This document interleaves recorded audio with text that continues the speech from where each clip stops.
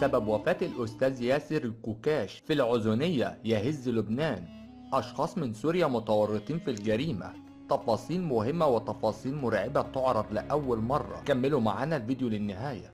وقعت جريمة مروعة صباح اليوم في بلدة العزونية بقضاء عليا، حيث أقدم مجموعة من العمال على قتل المواطن اللبناني ياسر الكوكاش بهدف السرقة.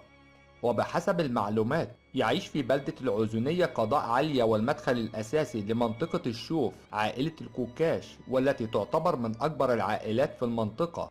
وبعد انتشار خبر جريمة القتل قام سكان البلدة بمهاجمة بيوت النازحين السوريين وإجبارهم على ترك منازلهم.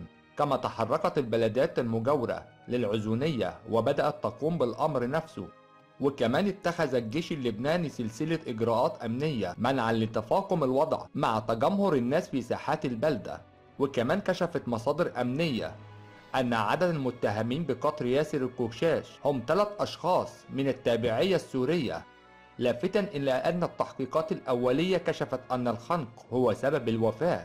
أرجو منكم الدعاء له بالرحمة والمغفرة ويصبر أهله وكل محبينه، وتعازينا للأسرة ولشعبنا شعب لبنان.